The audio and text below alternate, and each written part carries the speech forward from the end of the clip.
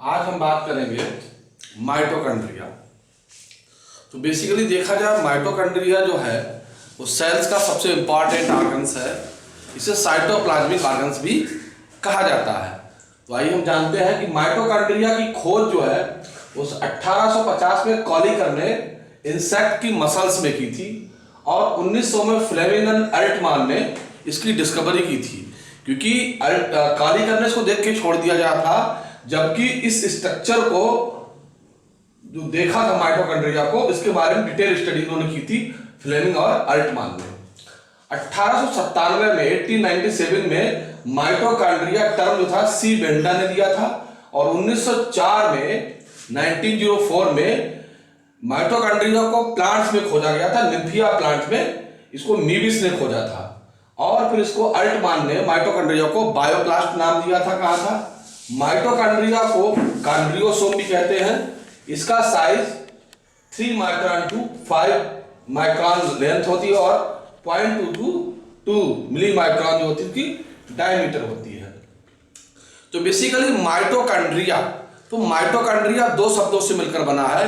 माइटो means होता है threads like, chondria means some, यानी कि threads like body, is called chondriosome और माइटोकॉन्ड्रिया। तो माइटोकॉन्ड्रिया साइटोप्लाज्मिक ऑर्गन्स है। ये डबल मेम्ब्रेनस स्ट्रक्चर होता है।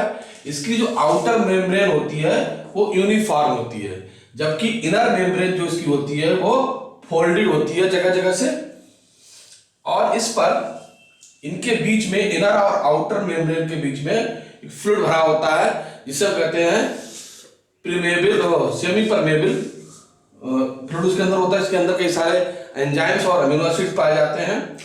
और मैट्रिक्स जो है वो इनर मेम्ब्रेन के अंदर भरा रहता है और मैट्रिक्स फेसिंग में ही, जिसे एम-फेस भी कहते हैं, ऑक्सीसोम लगे रहते हैं और उसके बीच में कुछ डेंस ग्रेन्यूल्स पाए जाते हैं। साइटोप्लाज्म उसके अंदर होता है, मैट्रिक्स के अंदर कार्बोहाइड्रेट, लिपिड्स सब इससे भरा रहता है। इसके बाद इसमें डीएनए और आरएनए भी पाए जाते हैं। तो जो फोल्डेड स्ट्रक्चर होता है, तो जो इन्हें कहते हैं क्रस्टी, जो folded structure finger like structure को दिख रहा है कार्ड क्रस्टी। तो एनिमल केस में इनको क्रस्टी कहते हैं, जबकि प्लांट के केस में माइक्रोट्यूब्यूल्स इनको कहा जाता है।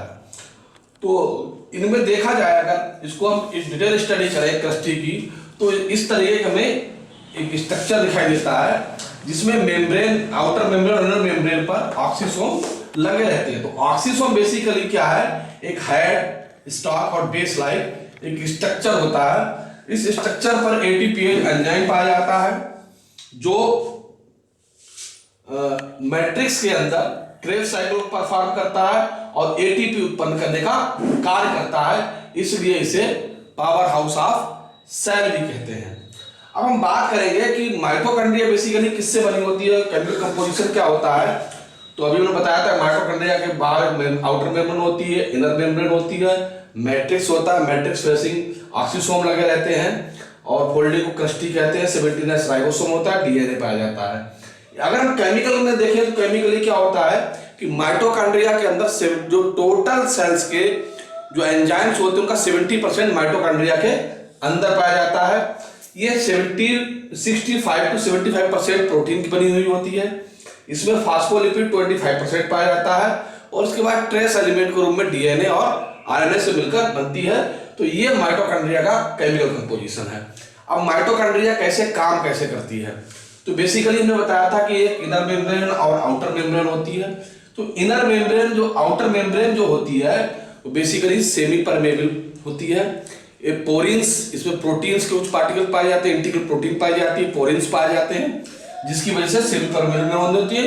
कुछ जो एलिमेंट्स है, सब्सटेंस है, वो अंदर बाहर आ जा सकते हैं।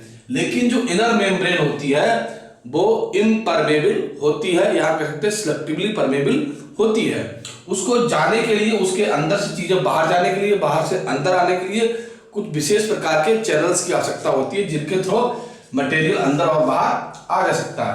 अब इसके अंदर सबसे इंपॉर्टेंट चीज होती है ऑक्सीसोम। ऑक्सीसोम भी पार्ट है, मैट्रिक्स का वह भाग है जहां पर क्रेब्स साइकिल परफॉर्म होती है और इसी पर एटीपीएज एंजाइम्स के द्वारा एटीपी का प्रोडक्शन होता है, एटीपी उत्पन्न होता है। इसके अलावा माइटोकॉन्ड्रिया जो है पावर हाउस कहलाता है, क्योंकि ये एनर्जी को एटीपी के रूप में उत्पन्न करता है, ग्लूकोज आता है एटीपी के रूप में बाहर निकलती है एनर्जी, तो एटीपी उत्पादन के रूप में कार्य करता है। और जो एटीपी निकलता है वही बॉडी के, चाहे वो एनिमल्स हो चाहे प्लांट हो, विभिन्न प्रकार की रिएक्शंस मेटाबॉलिक एक्टिविटी में वो एटीपी एनर्जी के रूप में उत्पन्न होता है। एटीपी के साथ NADPH भी इसमें बनता है।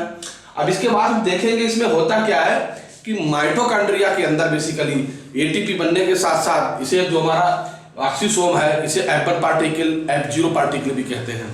तो जो भी एक्टिविटी होती है इसी पार्टिकल पे होती है, ये मैट्रिक्स के अंदर होता है। इसके अलावा जो होता है माइटोकॉन्ड्रिया के अंदर एटीपी उत्पन्न होने के अतिरिक्त भी कई सारे इंटरमीडिएट कंपाउंड्स भी बनते हैं जो कि दूसरे सब्सटेंस होते हैं, जैसे कि हमारे cytochromes, chlorophyll, alkaloid, steroid, amino acid. ये इंटरमीडिएट कंपाउंड्स हैं दूसरी मेटाबॉलिक एक्टिविटी में जिनका प्रयोग होता है। तो माइटोकॉन्ड्रिया के अंदर मैंने बताया 70% एंजाइम्स भी पाए जाते हैं।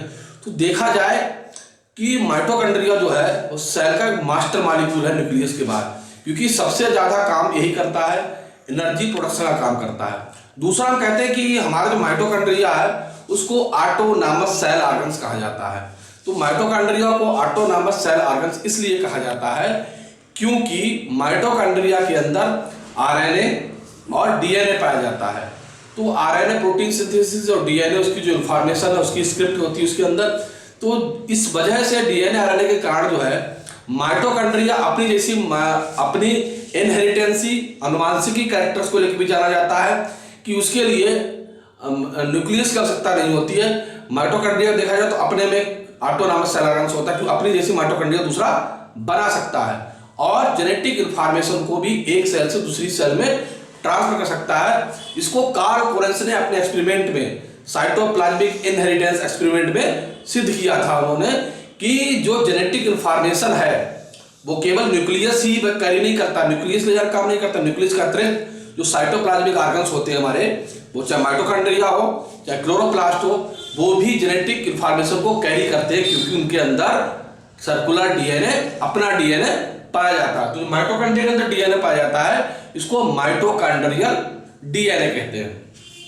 और कुछ इंपॉर्टेंट बात बताता हूं, माइटोकॉन्ड्रिया की अगर स्टेनिंग करनी हो तो माइटोकॉन्ड्रिया की स्टेनिंग जो होती है जीनस ग्रीन एक हमारा डाई आती है उसके थ्रू से की जाती है।